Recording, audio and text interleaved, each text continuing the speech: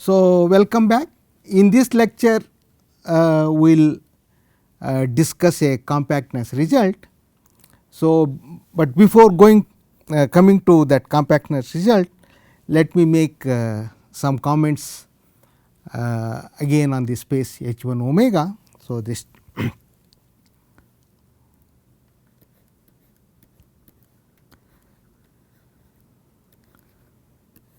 so what we proved in the previous class is the set of all C1 functions in the omega closure are dense in omega by using extension theorem and other results. Okay. So, one important subspace of this H1 omega. So, I just want to mention that. Okay. So, the subspace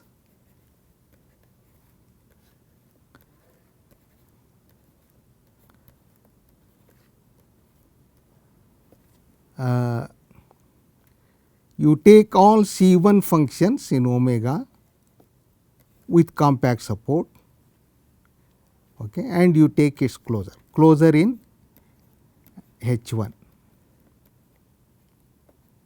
closure in H1 omega. Okay. So, if we remove that compact support, then we know that this is H1 itself, but since we are putting that compact support here is denoted by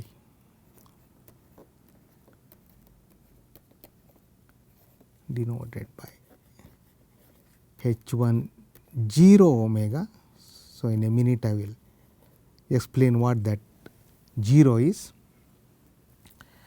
and in general this is a proper subspace. So, this is a closed subspace of H1 omega, but in general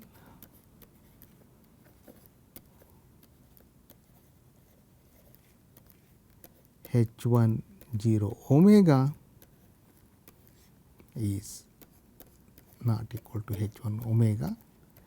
So, a simple example. So, in n equal to 1, if we take the interval, so we take H1 minus 1 1, and you take this constant function. Okay. So, this is in H1 minus 1 1, but it can never be approximated by a C1 function with compact support.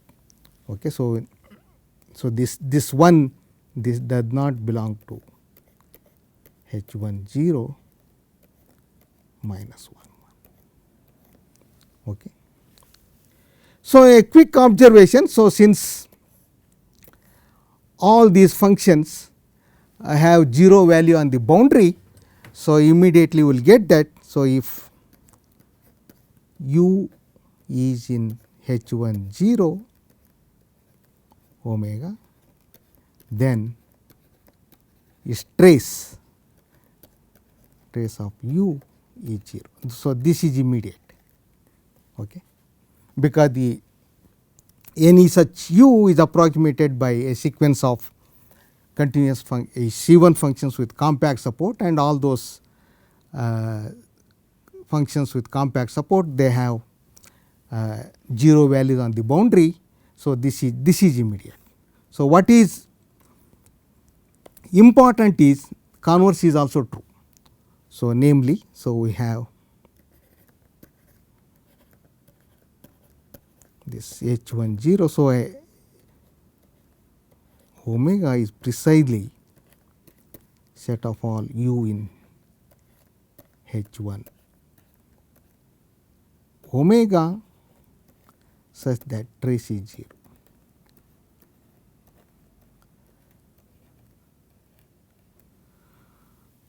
So, to prove that if trace of u is 0, then u can be approximated by C1 functions with compact support. That proof is somewhat delicate, and it's again we have to do some delicate analysis near boundary.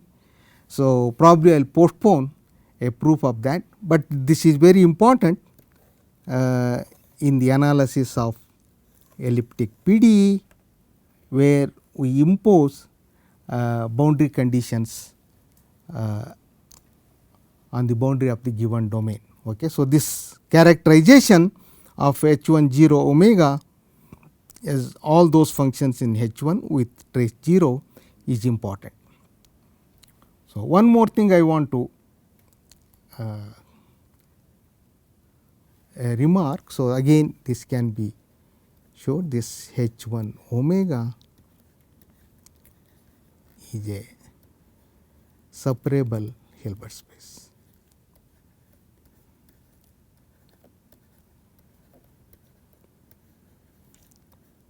So, I am not going to prove that. So, you can so its proof is on the similar lines like you prove L2 omega is separable, or more generally LP omega is separable for p less than infinity. Okay. So, that is the comment I want to make. And to prove the compactness result, we borrow a result from functional analysis. So, let me just state that theorem. Okay. So, this we are going to use to prove our compactness result in H1 omega. So, let H be a separable Hilbert space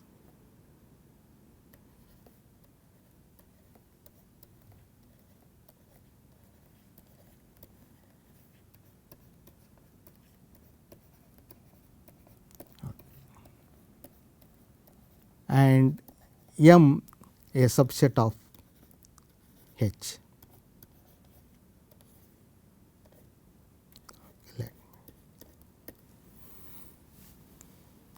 Okay. Suppose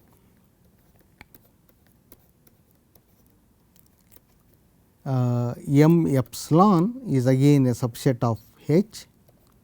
So, this parameter H is positive, such that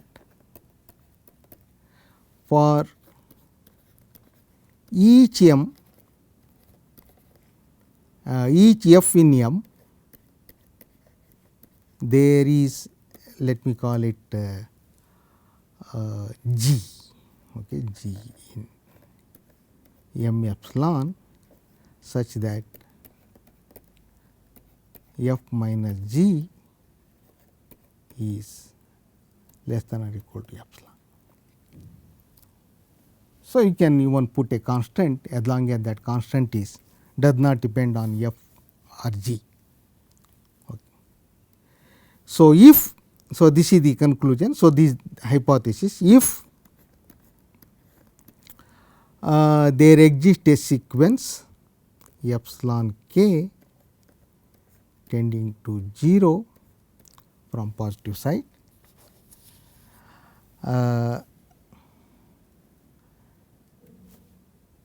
no, if for okay.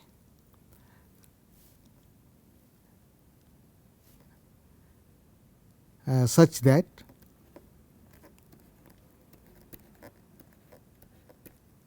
all you take this M epsilon k are relatively compact or pre-compact.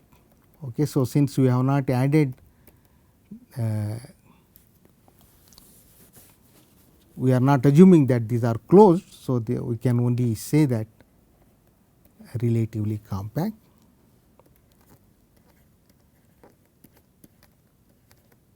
So, if we can find a sequence of this epsilon k approaching 0 such that all M epsilon k are relatively compact in H, then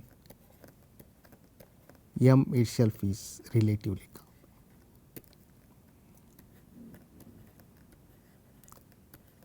So, some books they write instead of relatively compact they write pre-compact.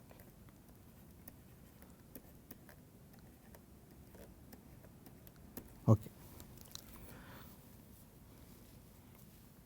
So, this we are going to now use to prove our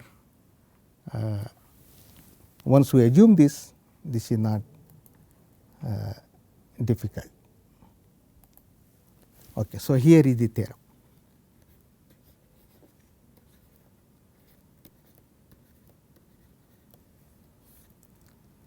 So, compactness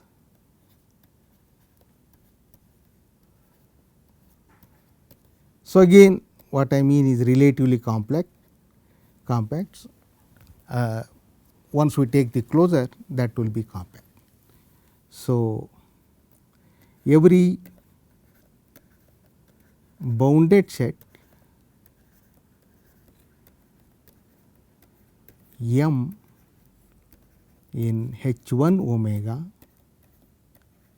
is okay. So, again let me just stress that relatively compact.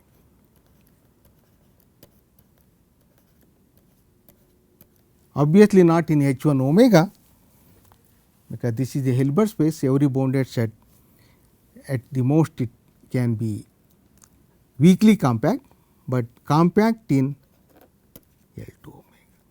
So, this is important. Okay. So, in other words, if you have a bounded sequence in H1 omega, we can claim that there is a subsequence which converges in L2 omega. Okay. So, this is the statement of this theorem in other words. Okay. So, proof.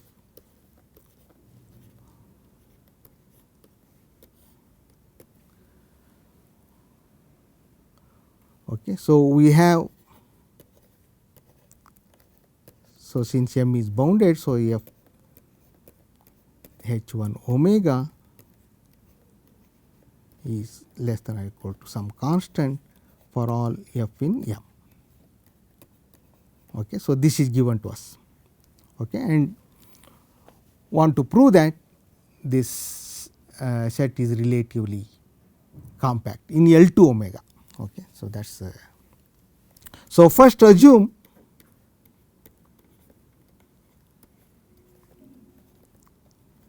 okay. So, this the trick all the time we are using, if you notice several proofs.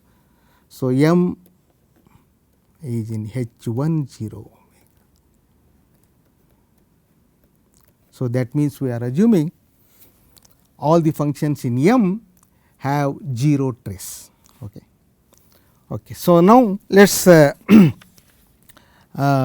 do some computation. So, we are already done that. Okay. So, again recall the modifiers,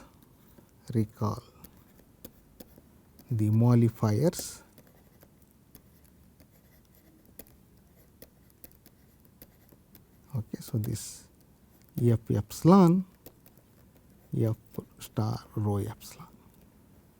So, F is in M. Okay. So, since we have done this computation many times, so I will just write that. So, we have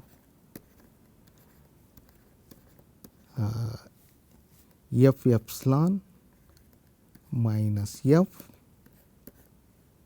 in L2 omega less than or equal to some constant, let me write as, so epsilon is positive. Okay. So, that is by epsilon to the n is the dimension. So, this integral over this mod z less than epsilon dz. So, just write the definition of this convolution and this L2 norm, you get that. Okay. So, this, and again I am using the property that integral of rho epsilon is 1. Okay. So, this is omega f of x plus z minus f x square dx. Okay. So, we have done similar estimates earlier. So, you just recall them. Okay. So, now what we do this, so we write this f of x plus z. So, the inner integral. So, we just write this. This is from one variable calculus. So, this is just 0 to 1 d by dt of f of x plus t z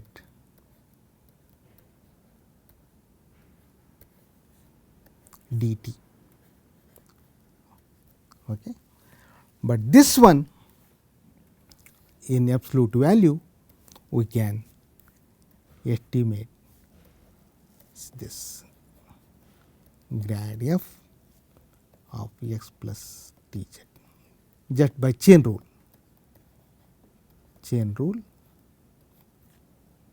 Okay. And then you get mod z square, because I am differentiating with respect to t. Okay, let me just write that, because we are taking anyhow square there. So, let me just write that. Okay. Now, you put so that is simply just okay, let me write that. Okay, f of x plus z taking the square less than or equal to grad f x plus t z square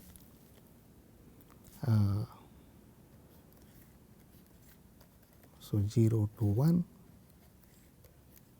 Okay, so this dt into mod z square, and that is less than or equal to mod z square this f in h1 omega square. So, this involves only derivatives. So, I am also adding that L2 norm. Okay. So, now using 1,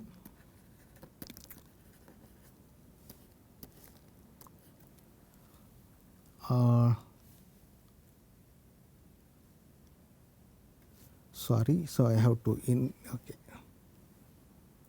So, this is integral over omega dx. So, this is over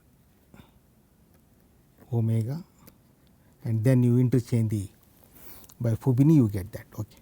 So, using 1, so we get this f epsilon minus f. Actually, this is first you prove this using assuming okay, not that one. So, this you first prove.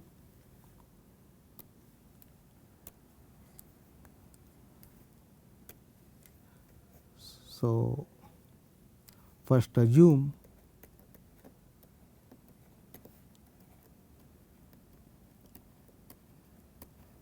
f is in C1 omega and extend by density.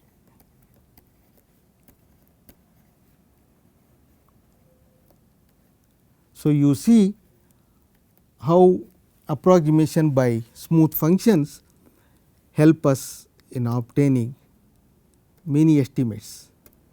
Okay. So, this L2 omega is less than or equal to some constant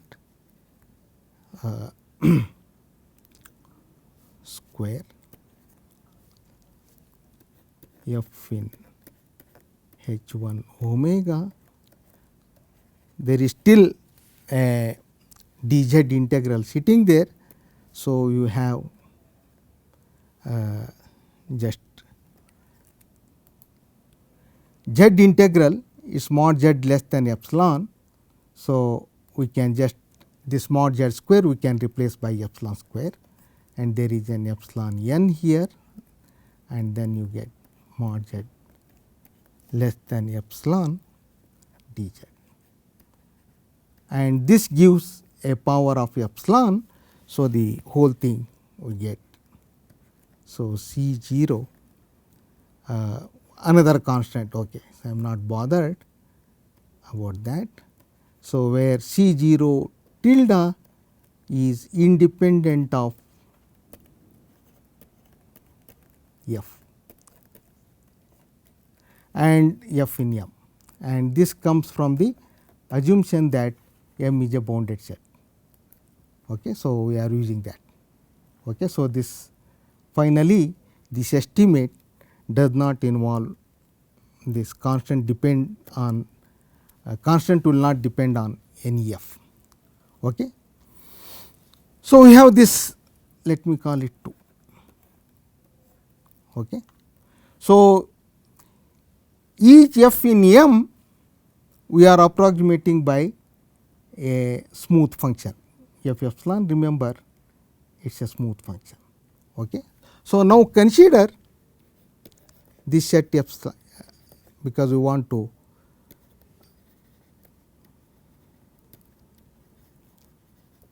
M epsilon, this is set of all f epsilon, f is in M.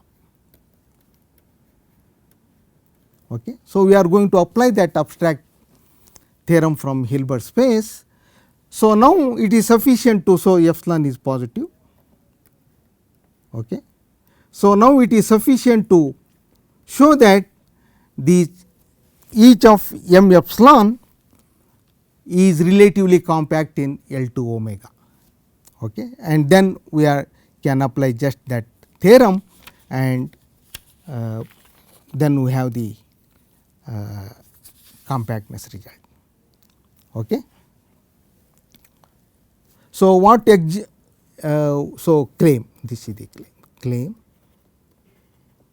So, remember these f epsilons are continuous functions. Okay. So, claim M epsilon is relatively compact in C omega closure. Okay. Once we show that, this will imply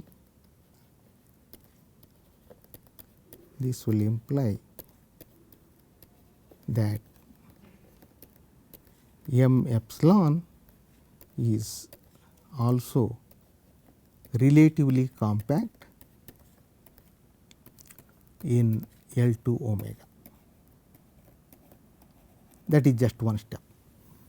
And to prove the claim, we just apply Ascoli-Arjala.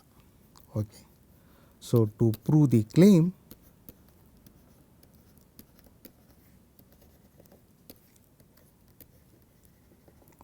we apply Ascoli-Arjala.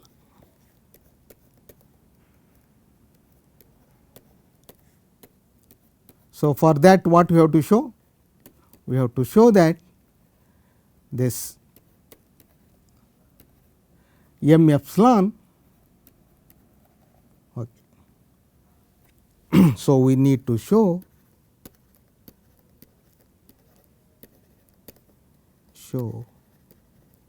M epsilon is equibounded and equicontinuous. Okay. So, just remember epsilon greater than 0 is fixed for the argument sake. Okay. So, if so this is again very clear. So, first we get the equiboundedness and then we get the equicontinuous. Okay. So, now we have f epsilon x. So, we can be very crude here. Okay. So, because epsilon is positive, so we can just carry it. Okay. So, this is just use the definition of f epsilon. So, since omega is bounded, this L1 norm can be estimated in terms of L2 norm, and again since f is in M. So, I just write this as some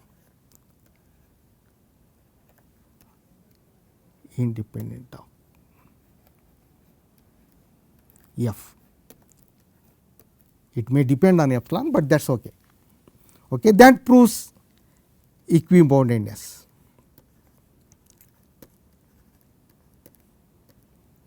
So, this is true for all x in omega.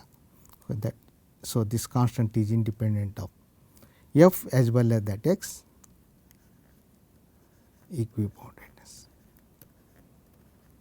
So, to get the equicontinuity, we estimate the derivative. Okay. So, next, so similar argument. So, next del f epsilon by del x I. Okay. So, same again estimate. Now, in fact, we get another. So, the constants are different at every stage. So, this is coming from the derivative of rho epsilon. Okay. So, again you have the same thing f y dy, and since again this is omega is bounded, this L1 norm is estimated in terms of L1 norm and that in L2 norm and then that in terms of the H1 norm. So, again we get, so maybe double. Okay. So, that proves the equicontinuity. And so, the set m epsilon for every positive epsilon is relatively compact in C omega closure, and that implies it is also relatively compact in L2 omega. Okay. So, for the general case, so if f is in, so that proves the theorem. Proves the theorem under the assumption. Okay. So, this important assumption. So, we are assuming that. So, then only we could estimate that f epsilon and with f. So, if now you consider this one H1 omega, so use extension regions. So, what you do is, so just I will call it M extension. Okay. So, this is set of all f in H1 0 omega tilde. F is an extension of some f in M to H1 omega tilde. Okay. So, this we have done earlier. So, now you apply the first part to this M extension. So, since all these, so we have this is important H1 0 omega tilde is constant, whatever this extension is. Okay. And since these are all bounded for f in M, so we get this M extension is also a bounded set in a larger domain. So, that is relatively compact in L2 omega tilde. So, since omega tilde is larger, so omega tilde anything that contains. So, we get relative compactness in L2 omega. Okay. So, fill in the last few lines. So, this completes the proof.